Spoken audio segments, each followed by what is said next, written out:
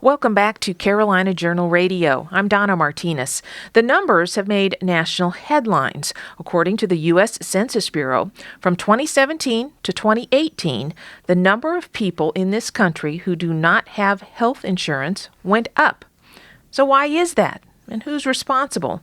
Jordan Roberts has been looking at those questions. He is the healthcare policy analyst for the Locke Foundation. Jordan, welcome back to the program. Thanks. Glad to be here. Tell us about the numbers from the Census Bureau. Right. So this was the 2018 insurance numbers that looked at the changes from 2017 to 2018 and looking at the changes in specific categories. And so this was the first time in about a decade that the number of total insured Americans went down. And so that was a cause for concern for a lot of people.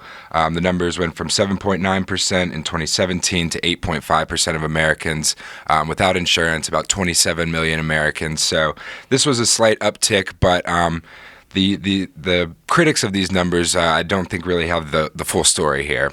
Tell us about that, because they actually break these numbers down, Census Bureau, into those with private insurance and what happened there, and those with public insurance, Medicare, Medicaid. That's right. So some of the biggest changes were that, overall the number of insured went down, but private plans went down a little bit as well. But the big number, I think, to take away from this is that the number of people on Medicaid went down too. So, in a growing, strong economy, that's a good thing that people are making too much money to qualify for low-income assistance. So I think that's the big thing to take away. And also, the amount of people in the individual market, what the Affordable Care Act was supposed to build up a strong individual market, that number has been declining significantly, especially those at the top of the income level who don't have subsidies. So those were the two biggest drops, which don't really tell the picture or don't really tell the story of the Trump administration sabotaging the Affordable Care Act. I want to get to some of the things that the Trump administration is doing to try to provide everyone with more options, including some of those folks who are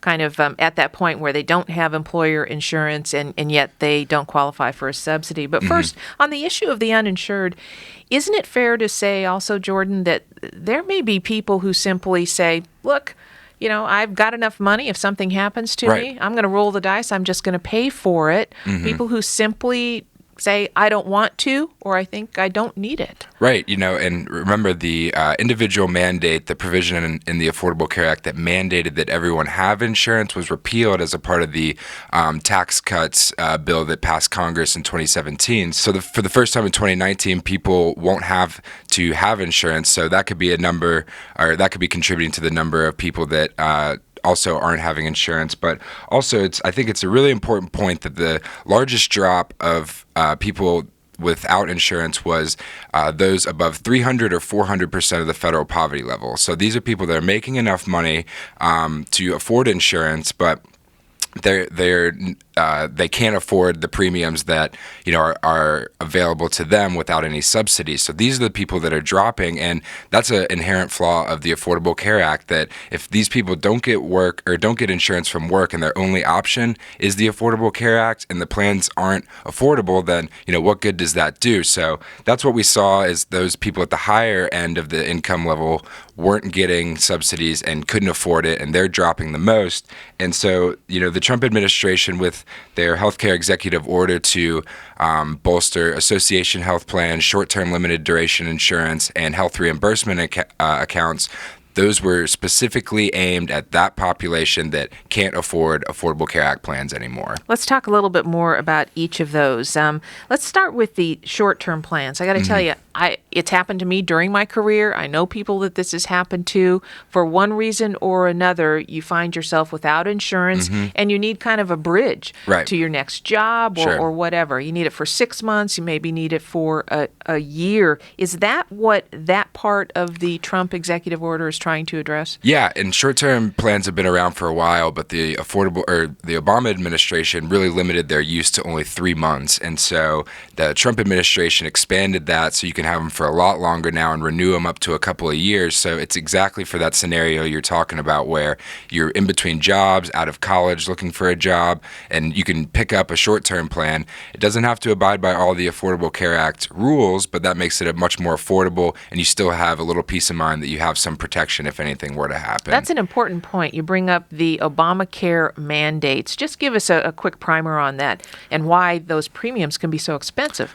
Right. So when the Affordable Care Act was implemented, they mandated that 10 essential health benefits must be covered in all plans that are sold on the Affordable Care Act exchanges. And what we know about health insurance mandates is that when you require an insurer to provide a benefit, then that has to be spread across the entire risk pool, and that increases costs for everyone. So, someone in the same risk pool as me may need maternity coverage, but I don't. And so, mandating that across the board raises costs for everyone. So that was a big driver of cost of premiums, were all those benefit mandates that the Affordable Care Act required. Association health plans, you've been writing a lot about those as well. And I'm starting to read more and more, hear people talk about those. And that's part of the Trump administration executive order to try to offer more choices to people. How do they work? Well, so association health plans allow groups of individuals or small businesses to band together and buy large group health insurance through a trade association or business association.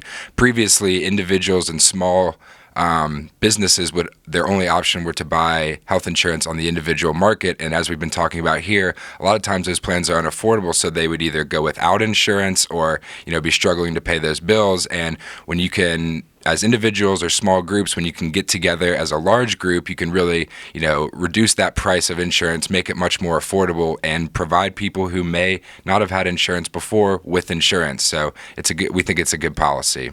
So that's coming from the Trump administration. Now, does the state of North Carolina have to do anything in its statutes in order to make sure that those AHPs actually are active and an option for people? Yeah, and luckily North Carolina did pass a bill to open up and allow association health plans to be sold.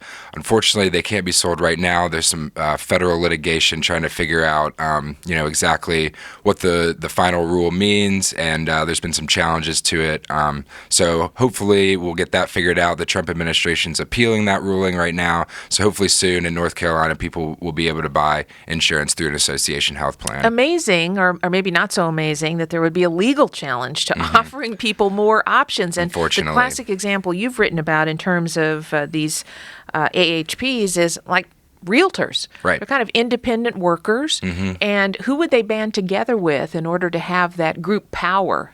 That's what that's all about. Absolutely. So they can get together with other realtors. They're in the same line of business. They have similar interests. And so the North Carolina Realtors Association could design benefit plans that, a whole host of plans that, meet the needs of their members. And so there's a real incentive there to, provide good coverage for your trade members.